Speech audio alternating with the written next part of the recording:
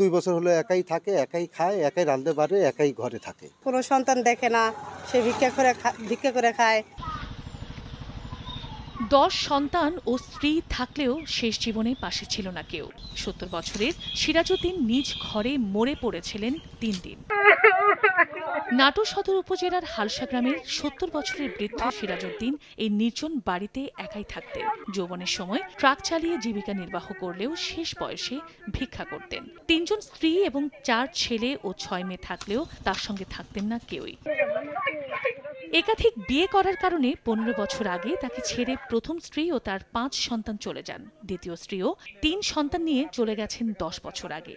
আর কর্মক্ষমতা হারানোর পর 2 বছর আগে 2 সন্তান নিয়ে চলে গেছেন তৃতীয় স্ত্রী। এরপর থেকে একা একাই থাকতেন সিরাজউদ্দিন। ভিক্ষা করে জীবিকা নির্বাহ করতেন তিনি। অসুস্থ হলে নিজেই সদর হাসপাতালে গিয়ে চিকিৎসা নিতেন। গত 3 দিন ধরে তাকে দেখতে না পেয়ে এলাকাবাসী ধারণা করছিলেন হাসপাতালে রয়েছেন তিনি। শনিবার দুপুরে সিরাজের ঘরে দুর্গন্ধ পেয়ে পুলিশকে খবর দেয় এলাকাবাসী। 1, 2, 3 ঢাকায় জমি জিতে নিন 100% ক্যাশব্যাক সহ 20 কোটি টাকার পুরস্কার। কোনো সন্তান দেখে না, সে ভিক্ষা করে খায়। তার হলো কোনো স্ত্রী নাই সাথে, খারাপ দিকই তো। 2 বছর হলো একাই থাকে, একাই খায়, একাই রাঁধতে পারে, একাই ঘরে থাকে। সেই লাশ করে মনে করেন কেউ দেখে নাই, ওর নিজের মনে নিজে ওই ভিক্ষি টিকি করে আনি খায়, ওই ঘরে থাকে।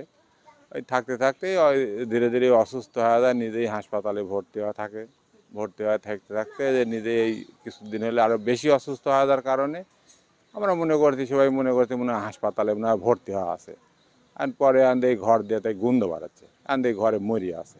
ঘটনাস্থলে এসে সিরাজউদ্দিনের লাশ উদ্ধার করে পুলিশ। প্রাথমিকভাবে এটি স্বাভাবিক মৃত্যু ধারণা করলেও ময়নাতদন্তের জন্য সদর হাসপাতালের মর্গে লাশ পাঠায় তারা। 2 দিন হতে পারে, 3 দিন পূর্বের হতে পারে, সে ডিকম্পোজড বডি আমরা পেয়েছি এবং সেখানে আমরা প্রাথমিক অনুসন্ধানে জেনেছি তার 3-এর অধিক তার স্ত্রী আছে, 3টাও হতে পারে, 4টাও হতে পারে। তার সন্তানরা সব বাইরে, তাকে দেখার কেউ নাই। সে মানুষের সাহায্য সহযোগিতা নিয়ে চলে। তার নিজ ঘরেই সে বিভিন্ন, যখন 2-3 দিন তাকে পাওয়া যায় নাই, তার বাড়িটাও হলো একটু বিচ্ছিন্ন একটা জায়গায়। তো সেদিক দিয়ে পথচারী বা প্রতিবেশীরা যখন দুর্গন্ধ পায় এবং সেখান থেকেই তার অনুসন্ধান করে দেখা যায় যে তার ঘরের মধ্যে সে মৃত অবস্থায় আছে। আমরা তাৎক্ষণিকভাবে তাকে তার মৃতদেহ উদ্ধার করে ময়নাতদন্তের জন্য হাসপাতালে প্রেরণ করি এবং পরবর্তী অনুসন্ধান অব্যাহত আছে।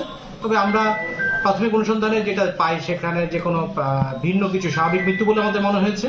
তারপরে আমরা ময়নাতদন্ত ব্যবস্থা গ্রহণ করেছি। সিরাজউদ্দিনের 3 স্ত্রী ও 10 সন্তান রয়েছেন। সময় সংবাদ, নাটোর।